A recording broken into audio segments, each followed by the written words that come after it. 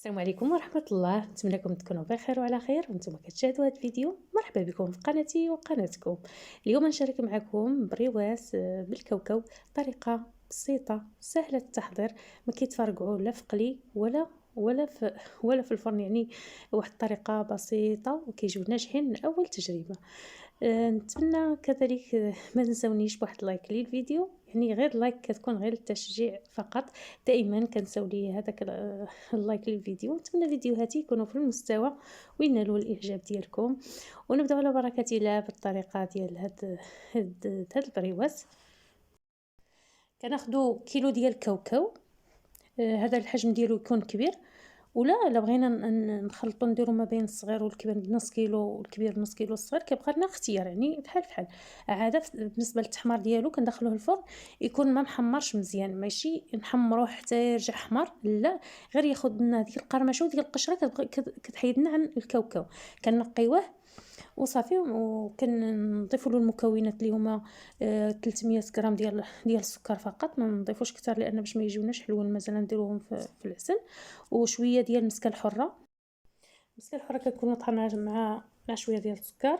هنا كنضيفوا واحد 2 معالق ديال الجنجلان، كيبقاو اختياريين. كنخرج المكونات كاملين عند العطار كيطحنهم ليا هكا، كيجيو مرملين، ما كنطحنهمش حتى كيطلقوا لينا الزيت. وكنضيفوا لهم من بعد القرفه، كذلك واحد الشاصي ديال الزهر كيبقى اختياري، والزبده. انا هنا درت معلقه ديال الزبده، ومن بعد نضيف زبده معلقه اخرى مع 2 معالق ديال ماء الزهر. من بعد ما شفت العجين مازال هكا شي شويه قاصح شي شويه، هكا نخفوه غير بشويه ديال ماء الزهر، واحد 2 معالق بحال هكا، وما نخفوش بزاف يكون العجين متماسك. اما كنكوروه كنخليوه هكا يكون، يعني نكوروه كامل. انا شفت نكورو كامل كيبقى بحال كيضيع لي الوقت، انا كنت مزروبه لان هذه كان عندي طلبيه غتكون مسافره وخصني نوجدها في واحد الوقت. هكا درت غير عيني ميزاني. كنجي للورقه كنقسمها في النص، الورقه من حجم كبير، كندير هكا واحد 3 ديال الاصابع، وكنبدا كنقطع. يعني كنقطع الاول، كنبدا كناخذ العبار. هنا كناخذ العبار يعني ليهم كاملين باش كيجيونا قياس واحد. صافي ملي كنقطعهم كاملين هكا بهذا القياس هذا، كما قلت لكم ضروري هكا نديروا قياس واحد باش كيجيونا ماشي بريوات كبيره وبريوه صغيره.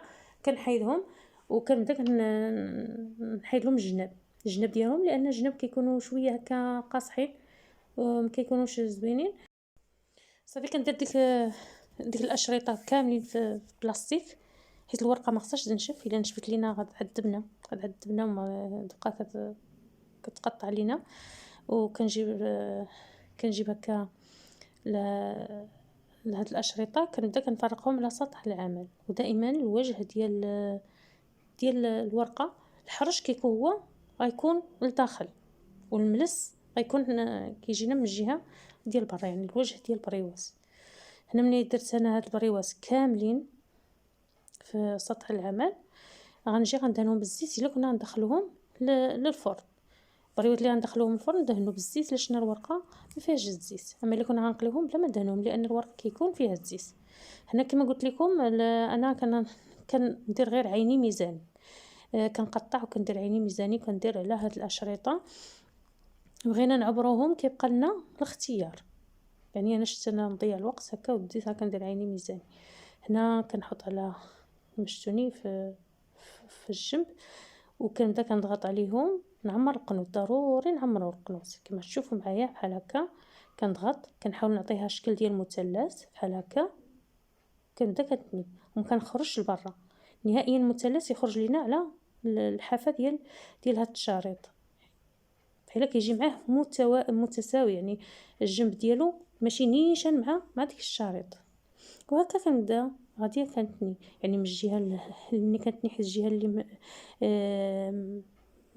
الجهه اللي من هنا كيجي نيشان مع الشريط، ولا درناه من الجهه قلبنا على الجهه الاخرى كيجي مساوي مع الشريط. ودائما كنضغطوا كما تشوفوني، كنضغط كنعمروا الجناب. القنوط ديال المثلث ديال هذا البريواس كاملين يكونوا عامرين، نديز لهم العقده، حيت الا درنا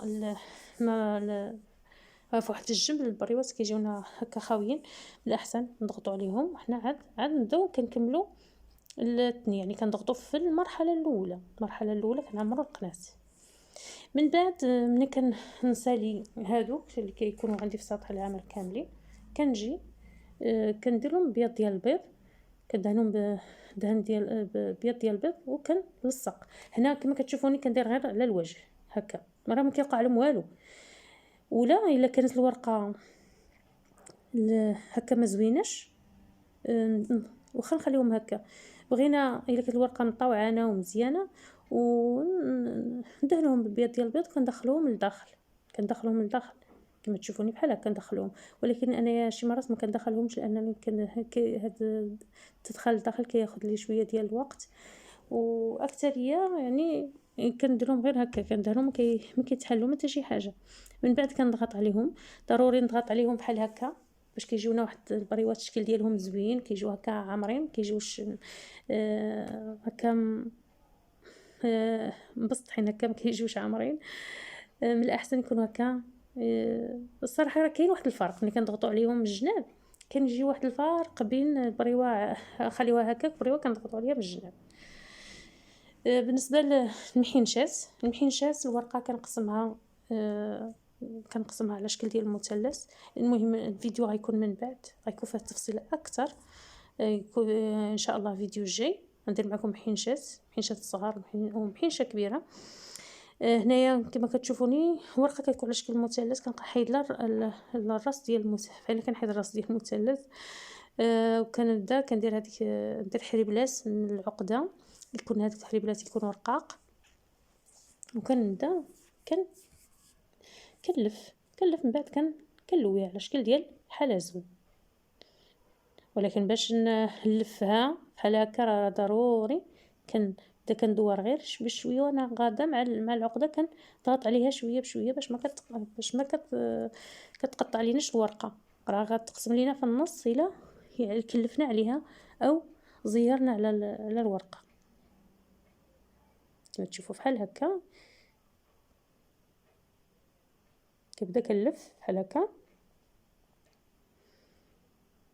وكنجي للراس كنتنيه غير شويه بشويه، نبقى غادا شويه. واليد الثاني كما كتشوفوا معايا اليد الثاني كيبدا كيضغط على العقده وانا كنلوي غير بشويه، يعني غنمشيو معاها غير بشويه. الا مشينا تدورنا في دقه غتقرض لينا وما غتجيش معنا، ما غتجيش ناجح. صافي كندهن بيض ديال البيض، والاخر ديالها كنديرو في القاعده ديال ديك المحنشه، وكنخليهم هنا. بعد ما سليت البريوات ديالي كاملين غنبيسهم، انا درتهم في الليل خليتهم يباتوا حتى الصباح غنقليهم. انا من الاحسن لا شباكي ولا بريوات كنقليهم في الصباح اولا في النهار، يعني ما كنديرهمش في الليل حيت الليل ما كيعطينيش هذاك اللون ولا الطياب اللي كنبغي، يعني كيكون ما كيجينيش. دائما كنحاول البريوات ولا الشباكيه كنقليهم في النهار. هنا انا بيتهم ليله كامله حتى كتشمع لينا الورقه، بالاحسن هكا نخليو الورقه حتى كتشمع لينا عاد نقليوهم كيعطيو نتيجه احسن. الا قليناهم مازال الورقه طريه ماشي هي ملي كيتشمعوا، كيكون واحد الفرق. بالنسبه لهاد البريوات النص غنقليه والنص غنديرو في الفرن، غنديرهم في الطاوه ديال الفرن وكندهنهم بالزبده ولا الزيت. انا دهنتهم غير بالزيت، ندهنهم بالزيت. الفرن كتكون مسخنه مزيان وكنقصلهم لان راه كمتوسطه، وكنخليهم حتى كياخذوا حقهم في القرمشه مزيان نخليهم حتى كيتحرقوا لينا عاوتاني من تحت، راه يجيو ديك العقده غتحرق يعني هكا يتقرمشوا لينا. كنشوفهم بداو كيتحمروا من تحت كنهبطوهم لتحت عاوتاني الطاوله لتحت باش كتاخذ لينا اللون من الفوق من الوجه ديالهم وكنخرجوهم. بالنسبه القلي يكون الزيت مسخن مزيان ماشي لواحد الدرجه عاوتاني كنحطهم كيتلهبوا، لا كنحطوهم يكون الزيت هكا النار ديالو يكون يعني ماشي سخونه بزاف. كنحطوهم كتكون شويه النار هكا مرتفعه في الاول فقط. كنشوفوهم هكا البريوات بداو كينتفخوا لينا وكياخذوا ديك الحجم ديالهم. من بعد كنقصوا على نار هكا متوسطه ماشي منقصه بزاف عاوتاني هكا، ونخليهم كياخذوا لينا القرمشه. المهم كل واحد البوطه ديالو كنخليهم كيتقرمشوا فحال كيرجعوا مقرملين الطياب ديالهم كيدخلوا حتى للداخل، يعني كيتقرمشوا لينا ماشي تلهبوا من العافيه ويجونا طايبين من برا ونيين من الداخل. راه نديرهم في العسل، من بعد يرجعوا لاويين. ملي كتقطع البريوه كترجع كلها نلقاوها معجنه من الداخل الورقه وكترجع لاويه. وما نديرهمش في الاول لا نار تكون مهيله بزاف، كيجيوش زوينين، كيطرطقوا وما كيجيوش زوينين. يعني النار تكون هكا في الاول شويه مرتفعه نطيبهم، من بعد نقصوا ليهم وعيننا ميزاننا مع النار اللي عندنا كل واحد يعني البوطه ديالو. وعاده ما تكونش في الاول النار يعني واحد الدرجه حتى كيتلهبوا لينا في يعني النار تكون هكا معتدله. بالنسبه هذا كنديرهم في العسل. من الاحسن البريوات كياخذوا حقهم في العسل، ماشي بحال الشبكيه. كنخليهم في العسل، كنقطروهم الزيت، ضروري نقطروهم من الزيت. كنديرهم هكا في واحد الورق نقطروهم، كنديرو في العسل كيباسو. من الاحسن نبيسوهم هكا الا كان عندنا الوقت. المهم كياخذوا حقهم في العسل. نفس الشيء مع البريوات اللي كيكونوا مطيبين في الفرن، حتى هما كنديروهم في العسل وتا